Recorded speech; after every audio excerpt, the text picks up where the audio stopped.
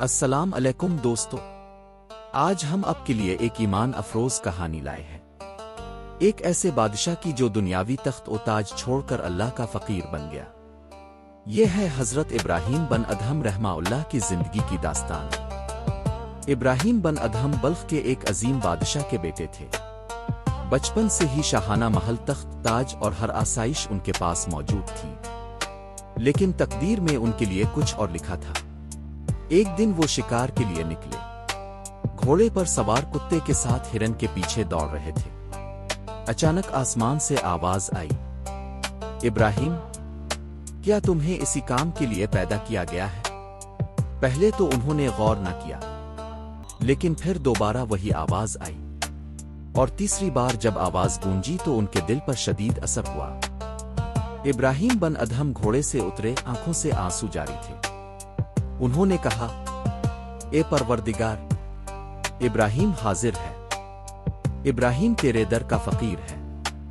اس لمحے سے ان کی زندگی بدل گئی۔ وہ بادشاہی چھوڑ کر اللہ کے بندے بن گئے، تاج محل چھوڑ دیا اور صوفیانہ زندگی اختیار کر لی۔ ابراہیم بن ادہم نے دنیا کی دولت چھوڑ کر مزدور کی زندگی اپنائی۔ کبھی کھیتوں میں کام کرتے، کبھی کشتیوں میں مزدوری کرتے، دن کو محنت مزدوری اور رات کو عبادت میں گزارتے۔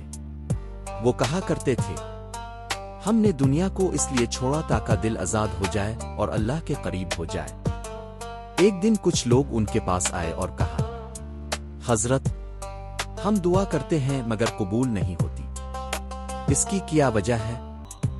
ابراہیم بن ادہم نے فرمایا، تمہارے دل مردہ ہے، تم اللہ کو پہچانتے ہو مگر اس کا حق ادا نہیں کرتے، قرآن پڑھتے ہو مگر اس پر عمل نہیں کرتے، نبی سے محبت کا دعویٰ کرتے ہو مگر سمت پر نہیں چلتے، جنت چاہتے ہو مگر اس کے لیے کوشش نہیں کرتے، جہنم سے ڈرتے ہو مگر اس سے بچنے کی تدبیر نہیں کرتے، اور پھر دعا کی قبولیت چاہتے ہو۔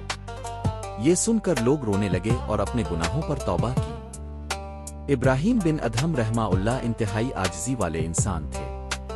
ایک بار کسی نے ان پر کچا گوشت پھینکا، آپ نے مسکرا کر کہا، کاش تم مجھے میرا اصل عیب بھی دکھا دیتے تاکہ میں اپنی اصلاح کر لیتا۔ یہ ان کی بردباری اور حلم کی اعلیٰ مثال تھی۔ حضرت ابراہیم بن ادہم نے اپنی زندگی سفر اور عبادت میں گزاری۔ بعض روایات کے مطابق اب شام میں وفات پا گئے اور بعض کے مطابق اب جہاد کے دوران بحرین روم میں شہید ہوئے۔ یوں دنیا کا بادشاہ اللہ کا فقیر اور اللہ کا ولی بن کر اپنے رب کے حضور حاضر ہوا۔ حضرت ابراہیم بن ادہم کی زندگی ہمیں یہ سبق دیتی ہے کہ دنیا کی بادشاہت عارضی ہے، اصل کامیابی وہ ہے جو آخرت کی بادشاہت میں ہے۔